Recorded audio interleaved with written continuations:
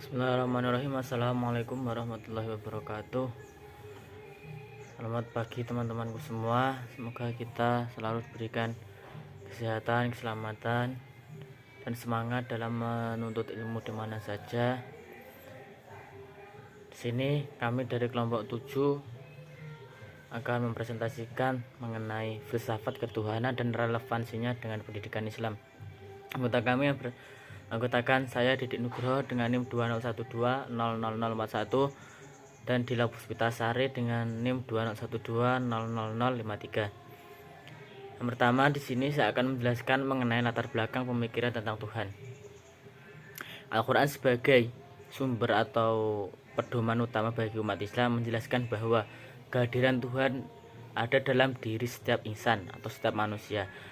Hal ini merupakan fitrah atau bawaan manusia sejak asal diciptakannya di dunia, sebagaimana dijelaskan dalam surat Ar-Rum ayat 30 dan Al-A'raf ayat 172. Fitrah ini dimiliki setiap manusia yang dibawa olehnya sejak kelahirannya. Walaupun mereka memiliki kesibukan dan dosa-dosa, ia terkadang menjadi terabaikan dan bahkan tidak terdengar lagi suaranya. Kehadiran Tuhan merupakan fitrah manusia sebagai kebutuhan hidup. Walaupun ada manusia yang mengingkarinya atau disebut sebagai ateis, itu bersifat sementara. Toh kenapa? Pada akhirnya ia akan mengakuinya, walaupun hingga saat jiwanya terpisah dari jasadnya, sebagaimana yang terjadi pada kisahnya Fir'aun. Kemudian Islam mengajarkan bahwa para nabi dan rasul senantiasa membawa ajaran tauhid, sebagaimana upaya meluruskan akidah yang sebelumnya. Pada surat Al-Anbiya ayat 25 dengan jelas mengungkapkan bahwa tidaklah Allah mengutus seorang utusan kecuali untuk diperintahkan menyembah kepada Allah yang Maha Esa. Tiada Tuhan selain Allah. Ajaran tauhid ini berlaku bukan hanya pada Nabi Muhammad, tetapi juga berlaku pada nabi-nabi sebelumnya seperti Nabi Nuh, Nabi Hud, Soleh, Syuaib, Ibrahim, Musa, dan Isa. Untuk itu Al-Quran dengan jelas mengingatkan agar umat Islam mempertahankan dan menegakkan ajaran tauhid ini, sebagaimana dilakukan Nabi Ibrahim ketika memporak-porandakan berhala-berhala pada masa kaumnya. Kemudian pendidikan dalam Islam memiliki makna sentral, yang berarti proses pencerdasan secara utuh dalam rangka mencapai sa'adatut daroin atau kebahagiaan dunia akhirat atau keseimbangan materi dan religius dan spiritual. Dalam konsep pendidikan yang humanis, peserta didik bukan dijadikan sebagai objek pendidikan, namun sebagai subjek dalam proses belajar mengajar. Dengan konsep yang demokratis dan humanis, mampu memberikan kebebasan atau ruang gerak kepada peserta didik untuk mengembangkan segala potensi yang dimiliki oleh peserta didik. Hal tersebut bermakna bahwa adanya pendidikan Islam adalah untuk membentuk insan kamil. Oleh karena itu, untuk menjadikan makhluk yang insan kamil diperlukan pemahaman secara menyeluruh tentang konsep humanisme religius.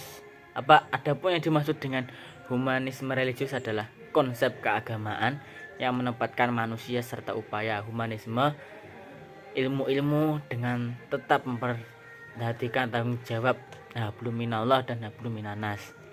Mungkin itu latar belakang tentang pemikiran Tuhan. Kemudian selanjutnya kajian tentang Tuhan dalam ilmu kalam. Berbicara masalah ilmu kalam, kok kajiannya lebih mengarah pada satu pemikiran untuk mempertahankan Islam dari berbagai ancaman maupun tantangan dari luar. Para ahli ilmu kalam menjadikan problema-problema tersebut atau persoalan-persoalan teologis tersebut sebagai topik diskusi dengan menawarkan berbagai argumentasi yang rasional untuk mempertahankan pendirian mereka. Adapun beberapa alasan ilmu ini disebut sebagai ilmu kalam. Yang pertama yaitu masalah pembicaraan ialah firman atau kalam Allah. Kemudian yang kedua, dalil-dalil yang digunakan para mutakalim adalah pemikiran. Hal ini nampak jelas dalam pembicaraan para mutakalimin. Para ahli ilmu kalam terkadang tidak langsung kembali pada dalil nakli atau Quran hadis, kecuali sudah menetapkan kebenaran pokok persoalan tersebut. Kemudian yang ketiga, selalu dicermati. Cara pembuktian atau kepercayaan agama hampir sama dengan logika dalam filsafat. Hanya karena dalam pembuktian dalam soal-soal agama ini dinamai ilmu kalam untuk membedakan antara logika dan filsafat. Kemudian adapun pembahasan dalam ilmu kalam, yaitu yang pertama wujud Tuhan, membahas wujud Tuhan. Kemudian yang kedua membahas keesaan Tuhan. Yang ketiga sifat-sifat Tuhan. Yang keempat yaitu perbuatan Tuhan. Mungkin itu penjelasan dari saya, akan dilanjutkan oleh teman saya Dila Puspitasari. Yang ketiga yaitu tentang kajian Tuhan dalam ilmu tasawuf. Kajian Tuhan berkaitan dengan ilmu tasawuf ini merupakan penciptaan alam semesta dalam wujud cinta Tuhan yang diwujudkan dengan sifat empirik, di mana jiwa manusia harus kembali kepada Tuhan, dan tentunya dalam keadaan bersih.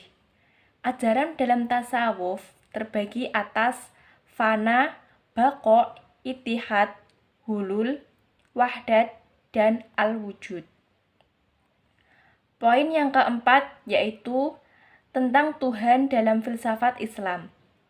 Dalam filsafat Islam, Tuhan merupakan zat yang berpikir menjadi objek pemikirannya atau akhil dan makhul, karena zatnya sendiri, di mana Tuhan merupakan Maha Esa, hidup, berkuasa, maha mengetahui, maha bijaksana, dan maha mendengar. Poin yang kelima yaitu hubungan keimanan kepada Tuhan dengan pendidikan Islam. Pendidikan Islam sangat berkaitan dengan keimanan kepada Allah, di mana hubungannya terkait dengan visi, misi, dan tujuan pendidikan, ideologi pendidikan, sifat dan karakter pendidik, dan peserta didik, serta berkaitan dengan sumber-sumber pendidikan. Sekian presentasi dari kelompok kami. Apabila ada salah kata, mohon dimaafkan. Ihdinas siratal mustaqim.